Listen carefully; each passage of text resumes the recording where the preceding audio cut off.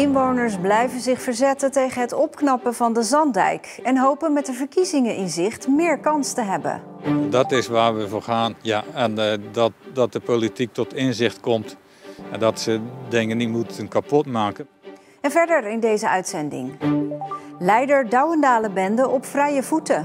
En Fabian Wilson knokt zich terug.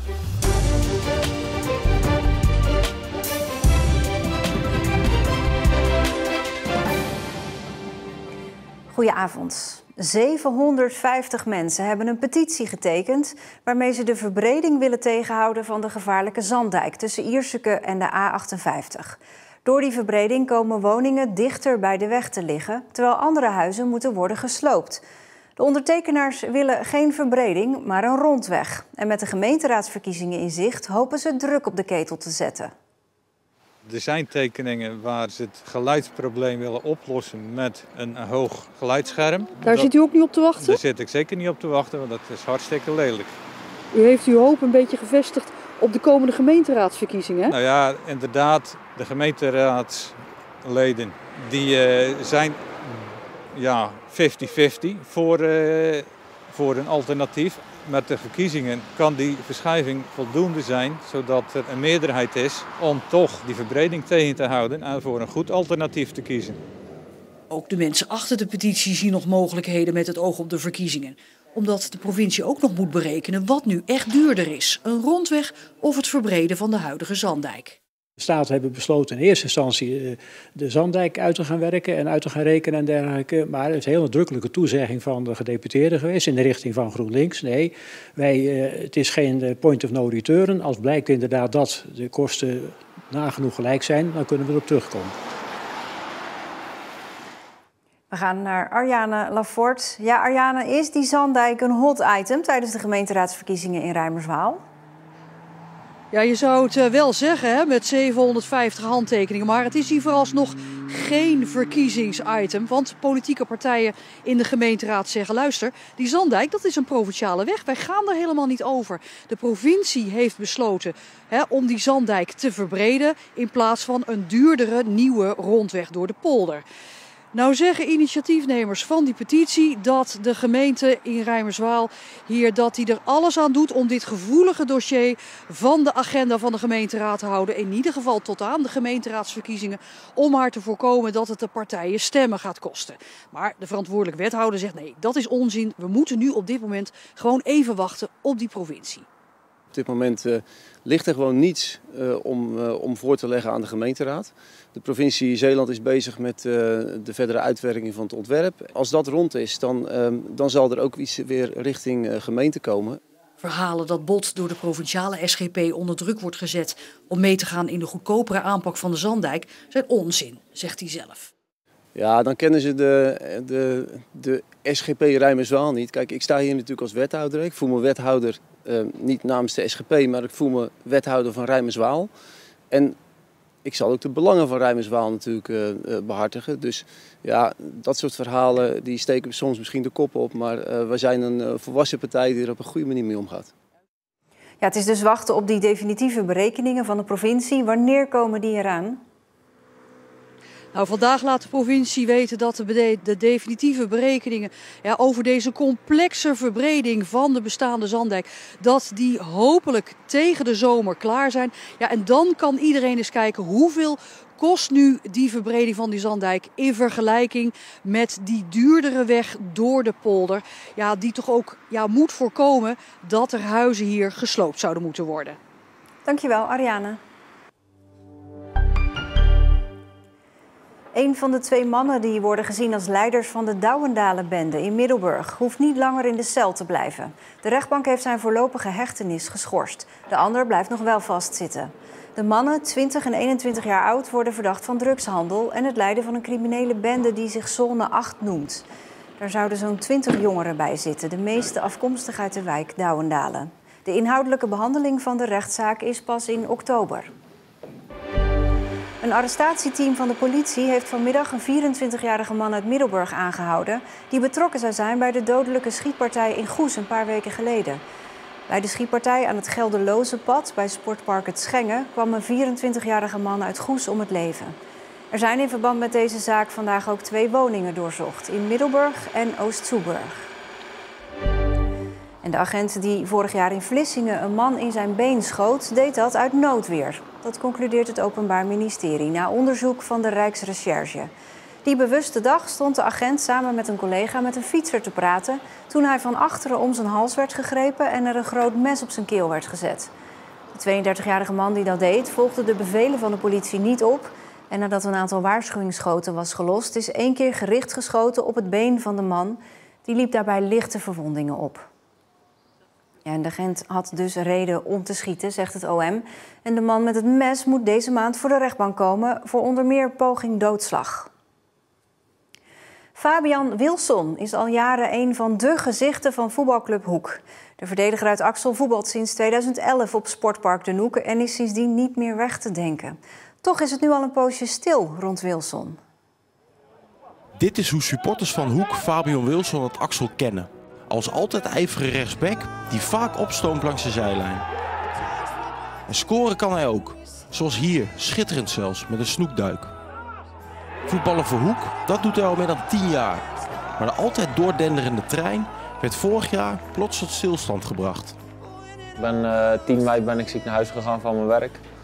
Ik voelde me niet zo lekker en ik ben in bed gekropen. De volgende ochtend werd ik wakker en was de helft van mijn gezicht was, verlamd. Wilson blijkt te zijn getroffen door een aangezichtsverlamming en heeft als gevolg daarvan evenwichtstoornissen. Wat volgt is een lang revalidatietraject dat tot op de dag van vandaag duurt. En dat valt Wilson zwaar, maar de onvermoeibare rechtsback blijft zoeken naar licht aan het eind van de tunnel. Ik heb voor de jaarwisseling heb ik even getwijfeld om de handdoek te gooien, want het is gewoon heel erg zwaar, het is heel erg moeilijk. En je wordt eigenlijk elke keer als je hier op het veld staat, word je geconfronteerd met dat je nog niet goed bent, dat je nog niet fit bent. Nu heb ik mensen om mij heen die tegen me hebben gezegd van geef niet op, doe in ieder geval alles aan. En op een gegeven moment toch een knop omgezet en hier sta ik dus. Dus ik probeer nog altijd positief te blijven en hopelijk kan ik zo snel mogelijk aansluiten. Maar het besef is er nu wel dat het 1 of nog lang kan duren of 2 misschien niet meer goed komt. Positief blijven en perspectief zien. Dat is wat Wilson, hoe moeilijk dat soms ook is, probeert. Ik moet eigenlijk een maand terugkijken. En als ik dan kijk wat ik een maand geleden kon en wat ik nu kan, dan merk ik wel veel progressie. Dus daar probeer ik een beetje hoop uit te putten en gewoon vooruit te kijken. Ik moet eigenlijk een langere periode overbruggen. Ik moet eigenlijk nu kijken van hoe sta ik ervoor in mei. Voetbal speelt ondanks alles nog steeds een belangrijke rol in het leven van de 31-jarige Axelaar. Sinds kort is Wilson ook trainer bij zondag 4e klasse Oostburg. Ondertussen blijft hij keihard werken aan een mogelijke comeback als voetballer. Ja, het liefst met een wit shirt weer om mijn schouders en mijn voetbalschoentjes aan. En dat ik op zaterdagmiddag hier gewoon lekker langs een lijntje kan denderen. Dat is eigenlijk wat ik heel graag zou willen. Of het realistisch is, dat weet ik niet. Maar je kan maar een doel hebben, denk ik maar. Een hele mooie opening op rechtsback Fabian Wilson. En die schiet hem onberispelijk binnen. 0-3. Raadsleden die switchen van partij. In aanloop naar de gemeenteraadsverkiezingen van 16 maart blijkt dat in meerdere Zeeuwse gemeentes voor te komen. Het lijkt erop dat vooral de lokale partijen daar garen bij spinnen.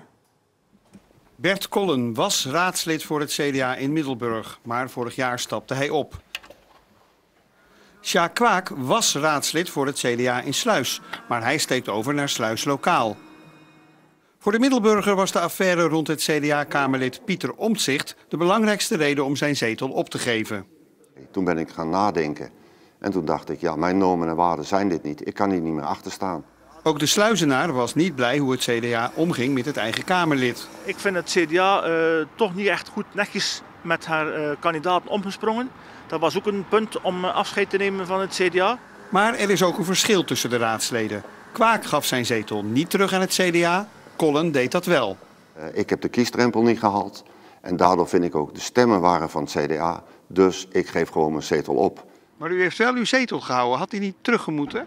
Daar hebben ze het nooit over gehad, over die zetel. Maar goed, die zetel heb ik eigenlijk zelf verdiend. Want ik had best veel voorkeurstemmen. Ik had meer stemmen dan de 3 mensen die nu in de raad zitten.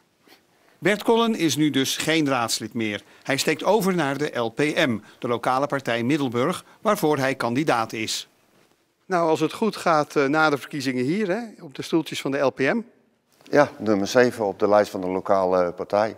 Ik vermoed wel dat er 7 zetels komen bij de lokale partij. Dus hartstikke mooi. En tegenover het CDA? Ja, dat is geen enkel probleem. Ik ben niet met ruzie uit elkaar gegaan. Bij mij in de studio politiek verslaggever Marcel de Kranen. Ja, Marcel, dit zijn 2 voorbeelden, maar er zijn er meer. Jazeker, ook in Sluis heb je Lia Flikweert, raadslid. Ze zat vroeger bij het CDA. Daarna is ze naar de lijst Pabijn gegaan. Toen heette die lijst Pabijn Onafhankelijk West. En bij de komende verkiezingen staat ze op de lijst voor de VVD. Dus die heeft een hele tour gemaakt in Sluis. Dan heb je in Vlissingen Koen van Dalen, 16 jaar actief voor de ChristenUnie, lang dus. Stapt nu over naar de lokale partij Vlissingen. En ook in Vlissingen heb je Josephine Elliott van D66, ook 12 jaar actief voor die partij. Is ook wethouder geweest, gaat ook naar die LPV, naar die lokale partij Vlissingen. Ja, en de 2 mannen in de reportage ook. Wat is dat toch met die lokale partijen? Ja, dat is blijkbaar aantrekkelijk om daarbij te gaan. Kijk, je kunt als fractie binnen een gemeente natuurlijk je eigen plan trekken. Je kunt doen wat je wil. Je hebt ook niet te maken met landelijke issues of met hoofdkantoren die in Amsterdam, Den Haag of Amersfoort zitten, zoals in het geval van de SP. Je kunt echt doen wat je wil op jouw manier. Dat is het aantrekkelijke van een lokale partij. Nou, we gaan kijken hoe ze het doen bij de verkiezingen. Dankjewel. De dag begon bewolkt en verspreid viel wat regen. Vanmiddag kwam er hier en daar wat zon bij en het werd 8 graden. Morgen vrij veel zon met wat stapelwolken. De temperatuur gaat wel omlaag naar een graad of 5 à 6. De oudste en misschien wel bekendste groenteboer van Zeeland is overleden. Adrie Trimpe uit Vlissingen. Hij is 87 jaar geworden. Over zijn groentewinkel in het centrum van de stad is een prijswinnende documentaire gemaakt. Werken. Altijd werken. Vakantie ook nooit. Amsterdam heb ik 1 keer in mijn leven geweest. Dat is alles. Trimpe kreeg ook bekendheid doordat hij op hoge leeftijd eigenhandig een paar overvallers uit zijn winkel wegjaagde. En bijna een jaar geleden overleed Francine Trimpe, zijn vrouw. Komende zondag zenden we de documentaire over Adrie Trimpe nog 1 keer uit om 16:30 op televisie. En dit was Zeeland Nu. Ik wens u een fijne avond.